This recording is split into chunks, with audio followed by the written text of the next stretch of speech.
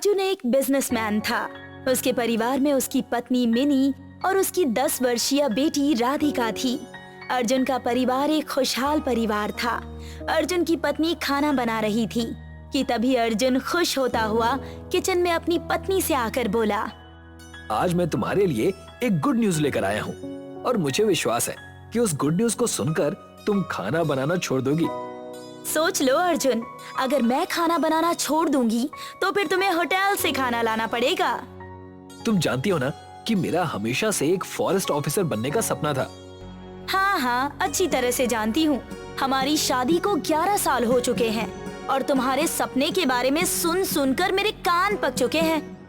पति इतना खुश होता हुआ घर आया है और वो तुम्हें एक गुड न्यूज को बताना चाहता है, लेकिन तुमने उसके बारे में पूछा ही नहीं। सॉरी, मैंने बिल्कुल भी ध्यान नहीं दिया। तुम्हारे चेहरे की मुस्कुराहट देखकर मैं सब कुछ भूल गई। अब जल्दी बोलो ना, क्या गुड न्यूज है? मुझे सरकारी नौकरी मिल गई है। एक मिनट, कहीं तुम वास्तव में फॉरेस्ट ऑफिसर तो नहीं बन गए? बिल्कुल सही कहा। अब तुम्हारा अर्जुन बिजनेसमैन नहीं बल्कि एक फॉरेस्ट ऑफिसर है। मुझे अभी अभी ऑर्डर मिला है कि मेरी पोस्टिंग कश्मीर के घने जंगलों में की गई है। वो सब तो ठीक है, लेकिन तुम्हारा इतना बड़ा बिजनेस है, वो कौन संभालेगा? तुम तो जानती हो कि बिजनेस मैं मजबूरी में करता था। मेरा सपना तो फॉरेस्ट ऑफिसर बनने का था, जो 32 साल की उम्र में पूरा हुआ है। रहा सवाल बिजनेस का, तो आजकल बिजनेस फोन पर चला करता है। मैं दोनों मैनेज कर लूंगा। तुम जल्दी से तैयारी कर लो, हमें कल सुबह ही निकलना है। वैसे तुम्हारी पोस्टिंग कश्मीर के कौन से इलाके में हुई है? खेतिहर। खेतिहर का नाम सुनकर मिनी बुरी तरह से चौंक गई, क्योंकि वो अक्सर न्यूज़पेपर में खेतिहर में हो रही रहस्यमयी मौतों के बारे में अक्सर सुनती रहती थी। अगले दिन अर्जुन अपने परिवार को लेकर ट्रेन के एसी कोच में बैठ गया। लगभग 23 घंटे बाद अर्जुन और उसका परिवार एक सुनसान रेलवे स्टेशन के बाहर खड़े हुए थे। यहाँ तो सन्नाटे और वीराने के अलावा कुछ भी दिखाई नहीं दे रहा है, और ऊपर से ठंड भी बहुत ज्यादा है और मोबाइल में नेटवर्क भी नहीं आ रहा। ये पहाड़ी इलाका है मिनी, और पहाड़ी इलाके में अक्सर मोबाइल के नेटवर्क नहीं आते। पापा, हम सब लोग जहाँ पर जा रहे हैं, क्या वहाँ पर हरियाली ही हरियाली होगी? राधिका, हम इस समय जिस जगह पर खड़े हुए हैं वहाँ पर भी हमें हरियाली के अलावा और कुछ भी नजर नहीं आ रहा है। मेरी बात का यकीन मानो राधिका, तुम्हें वहाँ पर बहुत मजा आने वाला है, क्योंकि मैंने सुना है कि खेतिहर बहुत ही सुंदर गांव है। शाम के 7 बजने वाले हैं। अभी तक तो कोई हमें पिकअप करने के लिए नहीं आया, और मुझे नहीं लगता कि यहाँ कोई आसपास गेस्ट हाउस या होटल भी होगा। ये तो बहुत छोटा सा गांव मालूम होता है। मिनी ने इतना कहा ही था कि तभी एक लग्जरी कार आकर उनके सामने खड़ी हो गई। क्या आप ही का नाम अर्जुन है? जी हाँ, मेरा ही नाम अर्जुन है। मेरा नाम अभिमन्यु है, मैं ड्राइवर हूँ। मुझसे कहा गया था कि आप और आपका परिवार मुझे यहाँ पर मिलेंगे। मैं ही आप सबको खेतिहर में सरकार की तरफ से मिले हुए आपके बंगले पर आपको पहुँचाऊंगा। अर्जुन ड्राइविंग सीट के बगल में बैठ गया। उसकी पत्नी और उसकी बेटी कार के पीछे वाले सीट पर बैठ गए, और कुछ ही देर में अभिमन्यु ने कार को ड्राइव करना शुरू कर दिया। यहाँ से और कितना लंबा सफर करना पड़ेगा? ज्यादा नहीं साहब जी, सिर्फ 1 घंटा लगेगा। वो क्या है ना कि यहाँ से आगे अंग्रेजों ने रेल की पटरियां बिछाने की कोशिश तो बहुत की, लेकिन बिछा नहीं पाए। लगभग 1.5 घंटे बाद अर्जुन जंगल के बीचों बीच बनी हुई एक बहुत बड़ी हवेली के सामने खड़ा हुआ था। उस हवेली को देखकर साफ साफ मालूम होता था कि वो हवेली बहुत पुरानी थी। ये हवेली तो बहुत ही ज्यादा पुरानी मालूम होती है। आपने सही पहचाना मैडम। कहते हैं कि ये हवेली अंग्रेजों ने 18वीं सदी में बनवाई थी। अंग्रेजों के जाने के बाद फिर इस हवेली पर सरकार का कब्जा हो गया। तब से सरकार ने इस हवेली को फॉरेस्ट ऑफिसर्स का घर बना दिया। वैसे हवेली आपको कैसे लगी मेम साहब? हवेली तो बहुत ही सुंदर है, लेकिन रात के समय पता नहीं क्यों मुझे बहुत ही अजीब और डरावनी लग रही है। यहाँ दूर दूर तक खेतों और पहाड़ों के अलावा कुछ भी नहीं है, तो जाहिर सी बात है कि रात के समय तुम्हें ये हवेली डरावनी तो लगेगी ही, लेकिन मुझे विश्वास है कि कुछ समय के बाद तुम्हें इसकी आदत हो जाएगी। मैं अब तीनों का आपका कमरा दिखा देता हूँ। वैसे आप लोगों को भूख तो नहीं लगी ना? नहीं नहीं, हमारा पेट भरा हुआ है, बस हम बहुत ज्यादा थके हुए हैं। नींद से तो मेरी आंखें बंद हो रही हैं। अभिमन्यु उन सबको एक बहुत ही बड़े हॉलनुमा कमरे में ले गया। उस कमरे में आतिशदान जल रहा था। साहब, आप सब लोग यहाँ पर नए हैं। रात में जब सोइएगा तो दरवाजा अंदर से बंद कर लीजिएगा। और हाँ साहब, दरवाजा बंद करने के बाद चाहे कोई भी दरवाजा खटखटाए, दरवाजा मत खोलिएगा। लेकिन ऐसा क्यों? और यहाँ पर कौन आएगा? क्योंकि मुझे तो यहाँ दूर दूर तक हम सबके अलावा और कोई नजर ही नहीं आया। और सपोज करो कि अगर तुम ही रात में आ गए तो क्या तब भी हम दरवाजा नहीं खोलें? जी साहब, चाहे रात में मैं ही आपको क्यों ना आवाज लगाऊं, दरवाजा मत खोलिएगा, मैं बुरा नहीं मानूंगा। इतना कहकर अभिमन्यु वहाँ से चला गया। मिनी को अभिमन्यु की बात बहुत ही अजीब लगी। वो गहरी सोच में डूब गई। उसकी बेटी राधिका सो चुकी थी। क्या सोच रही हो? कुछ नहीं, मैं दरवाजा बंद कर देती हूँ, मुझे नींद आ रही है। अगली सुबह अभिमन्यु चाय, नाश्ते और कुछ राशन का सामान लेकर हवेली में पहुँच गया। मैं इन्हीं सब सामान का बड़ी बेसब्री से इंतजार कर रही थी। सर दर्द से फटा जा रहा है। चाय की बहुत तलब महसूस हो रही थी। तो फिर देखते क्या हो, जाओ यार, जल्दी से चाय बनाओ और अपने हाथ की बढ़िया वाली एक मस्त चाय अभिमन्यु को भी पिलाओ। नाश्ते के बाद तुम मुझे मेरा ऑफिस दिखा देना। ये भी कोई बोलने की बात है साहब, मेरी ड्यूटी इसी बात की तो है।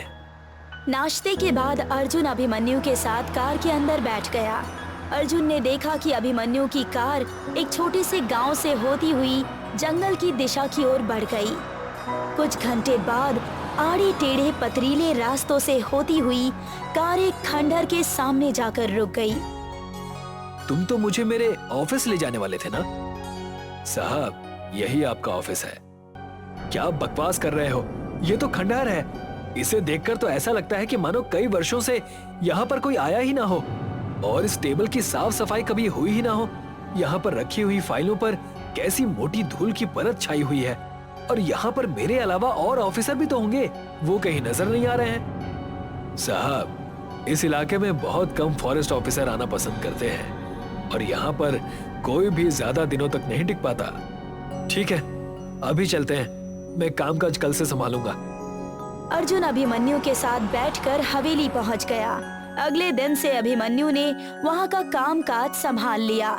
लेकिन कुछ ही दिनों में अभिमन्यु को वहां पर बहुत बोरियत महसूस होने लगी। उसे पता नहीं क्यों अब इस जगह से चिढ़ होने लगी थी। उसने महसूस किया था कि जब से वो यहाँ पर आया था, उसकी पत्नी और उसकी बेटी डरी डरी सी रहती है।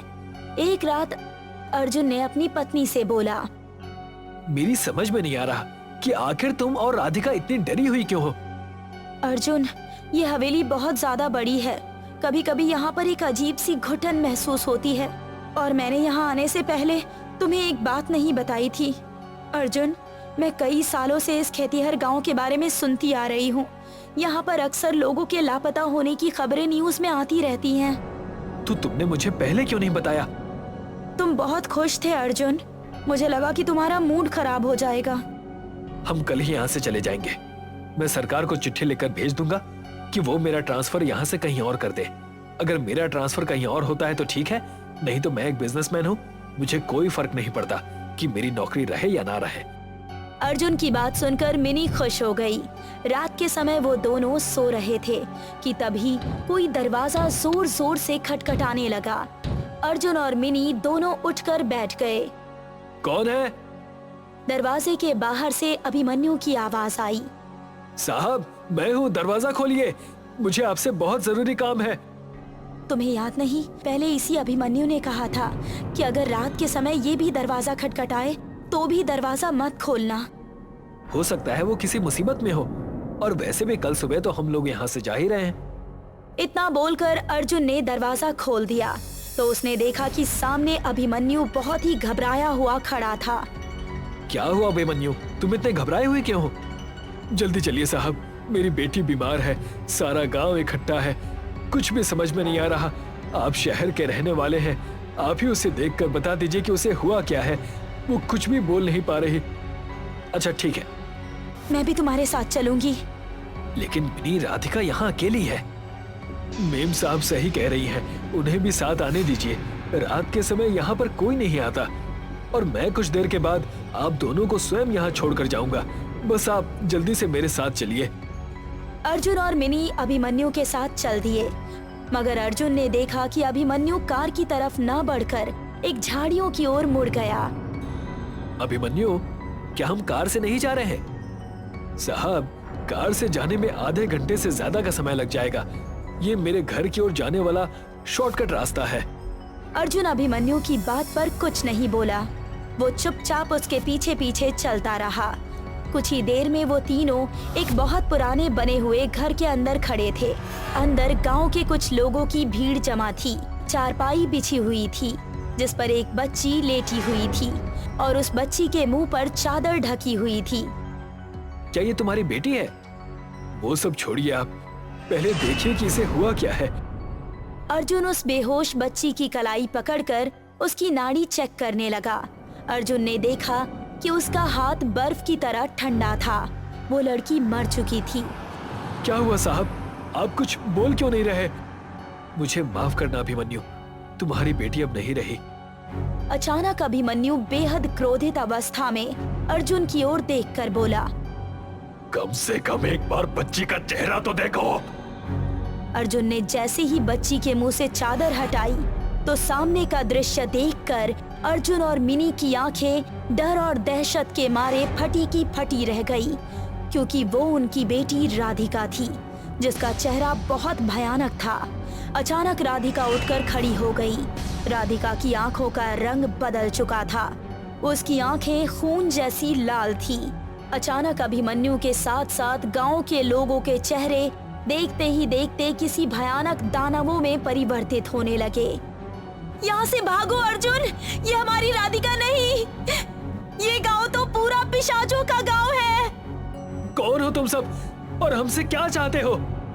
तुम अब यहाँ से कहीं नहीं जा सकते। तुम्हारे सामने जो बच्ची इस समय मौजूद है वो बच्ची किसी और की नहीं बल्कि तुम्हारी ही है।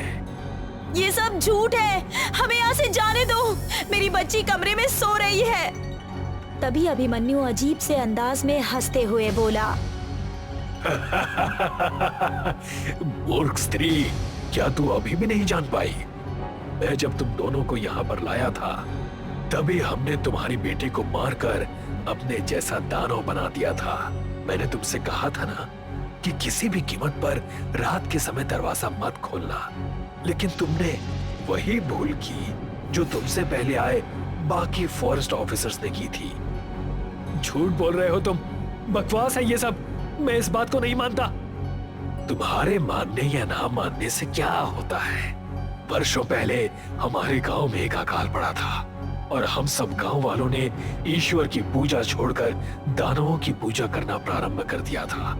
ईश्वर हमसे नाराज हो गए, तब से पूरा गांव श्रापित हो गया। हर अमावस की रात को गांव दानवों में परिवर्तित हो जाता है और दानव किसी इंसान का खून पिए बगैर जीवित नहीं रह सकते। अर्जुन और मिनी पूरी ताकत लगाकर वहाँ से जैसे ही भागने वाले थे कि तभी उन दोनों को दानव जैसे दिखने वाले गांव वालों ने चारों ओर से घेर लिया। कुछ ही देर में उन दोनों की दर्दनाक चीख सन्नाटे को चीर गई। भवानी गांव में हर रात दो बड़े पैर चलते हुए दिखाई देते हैं। उन पैरों से जमीन में गड्ढे पड़ जाते हैं। गांव की हर गली में ये पैरों के निशान पहेली बने हुए हैं। इसके साथ बस्ती के एक घर में क्रॉस का निशान भी लगा हुआ है। गांव वाले इस अद्भुत घटना से चिंतित हैं और आपस में चर्चा करते हैं। ये पहेली कौन बूझेगा कि गांव में पैरों के निशान किसके हैं? हमें तो ये पैरों के निशान देखकर लाल बुझक्कड़ की कहानी याद आ गई। गांव की ऐसी कोई सड़क नहीं जिस पर पैरों के निशान ना बने हों। निशान तो आदमी के पैरों के जैसे हैं, लेकिन इतना बड़ा राक्षस जैसा आदमी अपने गांव में कहाँ है? अपने गांव की छोड़ो, ऐसा राक्षस आसपास के गांव में भी नहीं है। भाई, बस्ती के एक घर में जो क्रॉस का निशान बना है उसकी चर्चा क्यों नहीं कर रहे? हाँ, वो निशान भी तो एक रहस्य है। गांव वाले दिन भर इसी चर्चा में उलझे रहे और रात हो गई। गांव की सुनसान सड़क पर दो बड़े पैर चलते हुए दिखाई देते हैं।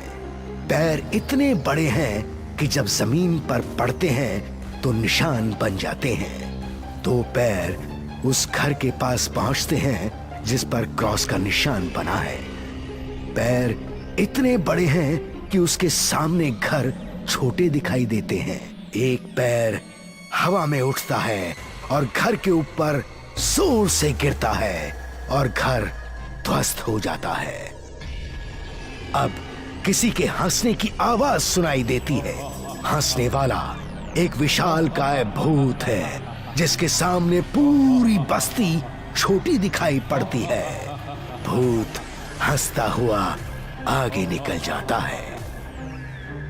अगली सुबह गांव के लोग उस घर के आसपास जमा होते हैं जिसको भूत ने अपने पैरों से ध्वस्त कर दिया था। भाई, इसी घर पर क्रॉस का निशान लगा था। हाँ भाई, इस घर में दो लोग रहते थे, दोनों ही मर गए। सुना है बस्ती के दो घरों में ऐसे ही निशान लगे हैं।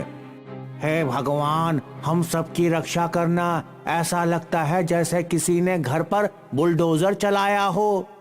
ये बुलडोजर नहीं, किसी राक्षस के दो पैर हैं। इस राक्षस की हम गांव वालों से क्या दुश्मनी है?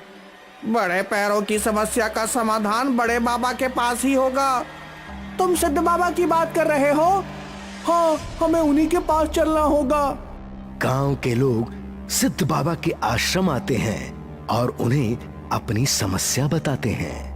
सिद्ध बाबा, विशालकाय पैरों ने पूरे गांव की सड़क पर गड्ढे कर दिए हैं। हाँ बाबा, इतने बड़े पैर किसी आदमी के कैसे हो सकते हैं? ये पैर किसी आदमी के नहीं हैं और ना ही किसी राक्षस के हैं। तो फिर किसके पैर हैं बाबा? ये मैं तुम्हारे गांव चलकर ही बताऊंगा। सिद्ध बाबा अपना कमंडल लेकर गांव वालों के साथ आश्रम से बाहर आते हैं कि अचानक उनके सामने दो पैर दिखाई देते हैं।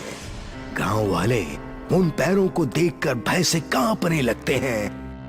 बाबा, यही दो पैर हैं जिसने गांव में आतंक फैलाया है। बाबा, इसके पैर ही पैर दिखाई दे रहे हैं। ये कितना विशालकाय है। ये हमें कुचलने आ रहा है, भागो! गांव वाले वहां से अपनी जान बचाकर भागते हैं। विशालकाय भूत झुककर सिद्ध बाबा को अपने हाथ में उठाकर खड़ा होता है। बाबा उसकी मुट्ठी में कैद हो जाते हैं। मुझे छोड़ दो और गांव वालों को परेशान करना बंद कर दो। तुम्हें क्या लगता है मैं तुम्हारी बात मान जाऊंगा? नहीं मानोगे तो नुकसान में रहोगे। इस समय तुम अपने नुकसान की सोचो सिद्ध बाबा। विशालकाय भूत सिद्ध बाबा को अपने हाथ से बहुत दूर फेंकता है। बाबा आश्रम में गिरते हैं। विशालकाय भूत हंसते हुए वहां से चला जाता है। विशालकाय पैरों ने आज फिर से दो घरों को ध्वस्त कर दिया है। सब लोग उन्हीं दोनों घर के पास जमा हैं। तभी वहां सिद्ध बाबा आते हैं।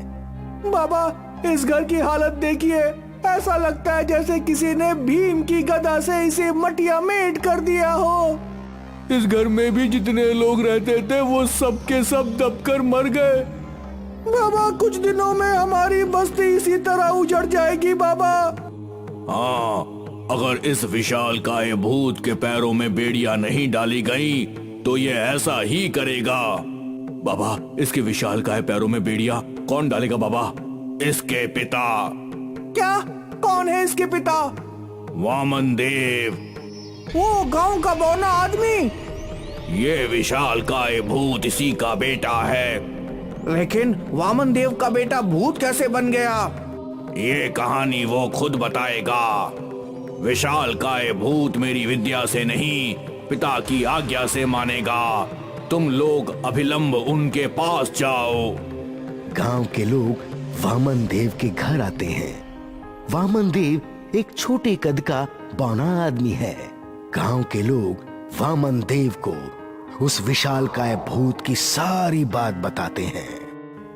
वामन देव अपने बेटे नाटू को बुलाते हैं। नाटू मेरे बेटे, तुम जहाँ कहीं भी हो मेरे सामने आओ। वामन देव की पुकार सुनकर विशालकाय भूत वहां प्रकट होता है। वामन देव और गांव वाले उसे देखकर हैरान होते हैं। पिताजी, आपने मुझे किस लिए बुलाया? नाटू बेटे, ये तुम किस रूप में हो? इस विशालकाय की क्या आवश्यकता है? और तुम इस विशालकाय से गांव को डराकर उनकी हत्या कर रहे हो। पिताजी, मुझे ऐसा करने पर गांव वालों ने ही विवश किया है। क्या मतलब? आप तो जानते हैं कि मैं भी आपकी तरह छोटे कद का बौना था। गांव वालों ने मेरे बौनेपन का खूब मजाक उड़ाया। मैं जब भी बाहर निकलता गांव वाले बोना कहकर चिढ़ाते और पत्थर मारते। स्कूल से ऑफिस तक मुझे किसी ने नहीं अपनाया। तंग आकर मैंने आत्महत्या कर ली और भूत बनकर संकल्प लिया कि मैं विशालकाय रूप में इन गांव वालों से अपने अपमान और मौत का बदला लूंगा। विशालकाय भूत की बात सुनकर गांव वाले शर्मिंदा होते हैं और अपनी गलती की माफी मांगते हैं। नाटू, हम अपने किए पर शर्मिंदा हैं। हमें माफ कर दो नाटू। नाटू बेटे, तुम मुझसे हमेशा पूछते थे कि मैं बड़ा कब बनूंगा। आज तुम इन गांव वालों को क्षमा करके बड़े बन जाओ बेटे। नाटू गांव वालों को क्षमा करके अपने लोक चला जाता है। गांव वाले वामन देव को धन्यवाद कहते हैं। गोपीनगर नाम का गांव बहुत अमीर है। यहाँ के लोग सिर्फ अपने काम से मतलब रखते हैं। ऐसे ही लोगों को मतलबी कहा जाता है। यहाँ एक पीपल का पेड़ है जो बहुत ही घना है, जिसके नीचे चबूतरा बना हुआ है। सब लोग हंसी खुशी से रहते थे, लेकिन एक दिन भिखारन बुढ़िया दूसरे गांव से भीख मांगते गोपीनगर गांव पहुंच जाती है। वो मोहन के दरवाजे पर जाती है और भीख मांगती है। बेटा, कुछ खाना दे दो, भूख लगी है। भगवान आपको और धन देंगे। सुबह सुबह भीख कौन मांगता है? काम पर जाने के समय। जाओ आगे, मैं अभी काम पर जा रहा हूँ। बाहर की आवाज सुनकर अंदर से कमला बाहर आई। रुको, मैं इनके लिए कुछ खाना लाई हूँ। भगवान तुम्हारा भला करे। बुढ़िया चली जाती है। क्या जरूरत थी खाना देने की? पैसे की बर्बादी करती हो। लोग सब हमसे अमीर हो रहे हैं और तुम उड़ा दो पैसे। तुम बिना मतलब की बात मत करो। खाना खराब हो चुका था इसलिए दे दिया। खाना लेकर बुढ़िया पीपल के पेड़ के नीचे चली जाती है। खाने को खोलती है तो उसमें से बदबू आ रही है। गौर से देखा तो उसमें कीड़े पड़ चुके थे। गरीब बुढ़िया ने खाना फेंक दिया और दूसरे घरों में भीख मांगने चली गई। और वो शीला नाम की औरत से बोली, भगवान भला करेंगे तुम्हारा। मुझे कुछ खाना दो और गंदा खाना मत देना। मैं पहले से ही बीमार हूँ और बीमार हो जाऊंगी। आहा, एक तो भीख मांगती है और ऊपर से फरमाइश। जाओ, नहीं है मेरे पास तुमको देने के लिए कुछ। गरीब बुढ़िया वहां से दूसरे घर में खाना मांगने चली गई। एक आदमी ने थोड़ा सा खाना दिया। बेटा, थोड़ा सा खाना और दे दो, इसमें तो पेट भी नहीं भरेगा। देखो, हम इससे ज्यादा नहीं दे सकते। महंगाई का जमाना है। पेट्रोल कितना महंगा हो गया है पता है? गरीब बुढ़िया को गांव के लोगों से इतनी कम भीख मिली कि उससे उसका पेट नहीं भरता। कुछ दिनों में वो और ज्यादा कमजोर हो गई। बहुत अधिक गर्मी होने के कारण एक दिन बुढ़िया को बहुत जोरों से प्यास लगती है। आसपास पानी ना मिलने के कारण वो लोगों के घर जाकर पानी मांगने लगती है, लेकिन वहां के लोग इतने मतलबी हैं कि गरीब बुढ़िया को पानी भी नहीं दे रहे हैं।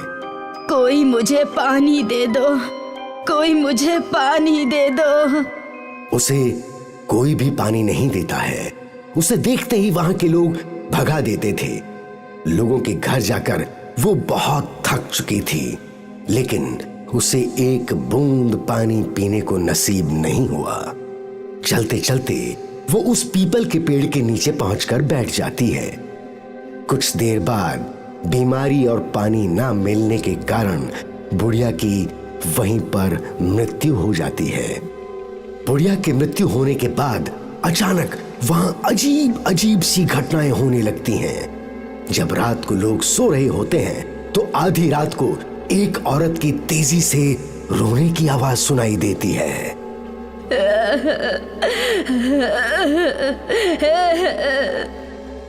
यह आवाज इतनी तेज होती है कि पूरे गांव को सुनाई देती है। रोने की आवाज के साथ साथ चिल्लाने की आवाज भी आने लगती है, जिससे लोग और ज्यादा डरने लगते हैं। गांव के लोगों ने मीटिंग बुलाई। सब लोग उसी पीपल के पेड़ के नीचे इकट्ठा हुए। गांव वालों, ये क्या हो रहा है? गांव में रोज रात को औरत के रोने चिल्लाने की आवाज सुनाई देती है। इसका क्या उपाय है? मेरे बच्चे बहुत डर रहे हैं। इसका उपाय है, सब अपने अपने घर में हनुमान चालीसा शाम को बजाओ। इसके बाद आवाज आनी बंद हो गई। लेकिन एक दिन मोहन उस पीपल के पेड़ के नीचे से जा रहा था कि उसकी कार खराब हो गई। पीपल के पेड़ के नीचे से जो गुजरता था तो उसकी तबीयत खराब हो जाती थी और उसे तेज बुखार हो जाता था। कभी हंसने की आवाज तो कभी रोने की आवाज तो कभी किसी की बात करने की आवाज आती है। ये सारी बातें लोगों के अंदर डर को और ज्यादा बढ़ाती जा रही थी। एक दिन अचानक गांव में पीपल के पास वाले घर में रहने वाला एक व्यक्ति कुछ दिनों से लापता है। सुबह उस व्यक्ति का मृत शरीर पीपल के पेड़ के नीचे पड़ा हुआ मिलता है। इस बात ने गांव वालों को और भी ज्यादा डरा दिया था। कोई भी शाम होने के बाद घर से बाहर नहीं निकलेगा। गांव के सब लोग अपने घर का दरवाजा बंद रखते हैं ताकि कोई गायब ना हो जाए। और उस पीपल के नीचे तो भूल कर भी ना जाना, चुड़ैल रहती है उस पर, कुछ भी हो सकता है। नहीं नहीं, हम लोग कहीं नहीं जाएंगे। बच्चे चादर ओढ़कर सो जाते हैं। पूरे गांव के लोग बहुत डरे हुए हैं। कोई भी घर से बाहर नहीं निकलता है। पूरे गांव में मातम पसरा हुआ है। मोहन और गांव के कुछ लोग एक साधु बाबा के पास जाते हैं और साधु बाबा से पूछते हैं, हम लोग एक बुढ़िया को भीख नहीं देने के कारण परेशान हैं। वो भूख और बीमारी से मर गई। ये सब जो भी हो रहा है उसमें तुम गांव वालों की ही गलती है। तुमने एक बीमार गरीब बुढ़िया को अपने लालच और निर्दयता के चलते मार डाला। तुम लोग उसे 2-4 रोटी भी नहीं दे सके, जिसके कारण उस गरीब बुढ़िया की जान चली गई और अब वो अपना बदला ले रही है। गांव वाले डर जाते हैं और साधु बाबा से पूछते हैं, क्या इसका कोई इलाज नहीं है बाबा जी? हवन पूजा का इंतजाम करना होगा, तब शायद कुछ हो सकता है। हम सब तैयार हैं। हाँ, हम सब तैयार हैं। हवन पूजन शुरू हुआ। साधु के मंत्रोपचार से चुड़ैल प्रकट हुई। ए साधु, तुम क्यों इस मामले में पड़ रहे हो? तुम अपने रास्ते चले जाओ, वरना तुम्हें भी मौत मिलेगी। देखो, इंसान से गलती हो जाती है। तुम बताओ, तुम्हें क्या चाहिए? तुम्हारे नाम का मंदिर बनवा देते हैं। लोगों को परेशान करना छोड़ दो।